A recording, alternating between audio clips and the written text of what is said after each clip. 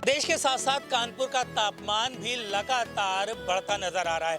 बात करी जाए तो पिछले एक सप्ताह से 45 से 46 डिग्री का ये जो पारा है आंका जा रहा है। वहीं मौसम विभाग ने चेतावनी दी थी कि लगभग 23 तारीख से लेकर 26 तारीख तक कानपुर शहर में जोरदार वर्षा होगी, जिसके बाद मौसम का ये जो पारा है, ये जो मिजाज है, नर्म होगा। लेकिन अभी तक किसी प्रकार की कोई बारिश नहीं हुई है, जिसके बाद लगातार कानपुर वासियों को गर्मी से राहत नहीं मिल रही है। ऐसे में जो काम करने वाले लोग हैं, स्टूडेंट्स हैं, उनको आने जाने में काफ़ी दिक्कतों का सामना करना पड़ रहा है। जो गर्मी चल रही है 44-45 डिग्री का टेम्परेचर जो चल रहा है, उसमें कई लोग अक्सर रोड पे हीट स्ट्रोक का शिकार हो रहे हैं, डिहाइड्रेशन के पेशेंट्स आ रहे हैं और साथ ही साथ में एक्यूट गैस्ट्रोएंटेराइटिस के पेशेंट भी बढ़े हैं। तो हीट स्ट्रोक और हीट की वजह से कई लोगों को फीवर भी इस समय आ रहा है। तो मेरी राय में है पब्लिक को कि जब भी घर से निकलें तो ढेर सारा पानी पी के निकलें, नींबू पानी, शिकंजी, ये सब चीज़ों का सेवन बढ़ाएं। साथ ही साथ तरल पदार्थ जो अब कई बार आप मार्केट में जाते हो और आपके पास पे अगर पानी का नहीं है तो नारियल पानी मिलता है या पैक्ड वाटर जहाँ पे भी आता है, तो उसका सेवन ज़्यादा से ज़्यादा करें। और अपने आप को अगर हाइड्रेटेड रखेंगे, सर के ऊपर कैप या अंगोछा या रुमाल कोई ऐसी चीज़ रखेंगे जिससे कि आपको के शरीर पे थोड़ी सी हीट जो है डायरेक्ट ना पड़े। हीट स्ट्रोक में सबसे ज़्यादा जो होता है, हम सब लोग को एडवाइस ही करते हैं कि आप अपना हेड सिक्योर करिए, सर के ऊपर कोई ना कोई चीज़ होनी चाहिए। गाँव में देखा होगा लोग साफ़ा बांधते हैं सर पे, अंगोछा रख के चलते हैं, मुँह पे चारों तरफ लपेट के रखते हैं ताकि लू उनके कानों में या सर के उसमें इम्पैक्ट ज़्यादा ना डाले। तो बेटर ये है कि आप अपने हेड को कवर करें और कम से कम कोशिश करें कि दोपहर का जो बहुत पीक आवर्स होते हैं उसमें अगर काम टाल सकते हैं, मॉर्निंग इवनिंग शिफ्ट में कर सकते हैं तो वो करें और बॉडी को हाइड्रेटेड रखें।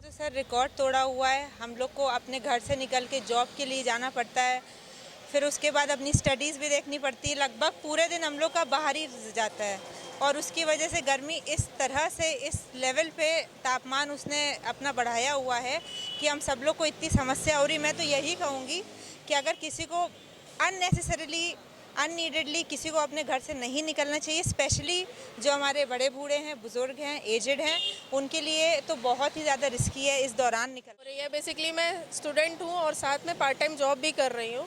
मैं सुबह 9 बजे निकलती हूँ और 9 बजे ही टेम्परेचर अप्रॉक्सीमेटली 40-45 क्रॉस कर जाता है। उस वजह से इतना ज़्यादा दिक्कत हो रहा है, इतना सुबह निकलना, इतनी तेज़ धूप में। इंस्टीट्यूट पहुँचते पहुँचते हालत ख़राब हो जाती है। उसके बाद पूरा दिन बिताना तो बहुत डिफ़िकल्ट होता है। इंस्टीट्यूट से आने के बाद 12-1 बजे तक ऑफिस पहुँचना तो और ज़्यादा, उस टाइम तक तो कंडीशन ये हो जाती है कि ऑफिस पहुँचना मुश्किल हो जाता है। लगता है बस किसी तरीके पानी मिले कहीं पर और हम लोग थोड़ा रिलीफ मिल सके। लेकिन मैं तो सजेस्ट यही करूँगी कि जितने भी बच्चे हैं या बड़े हैं, उनके लिए तो यही है कि वो बिना बहुत ज़रूरी काम के घर से बाहर ना निकलें।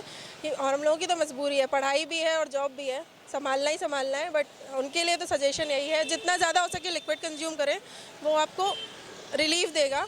और अपना ध्यान रखें, सबका ध्यान रखें। बहुत मुश्किल हो रहा है इस गर्मी में, टेम्परेचर की तो कंडीशन ही ख़राब है। पता नहीं क्या ही होगा इस बार हम लोगों का।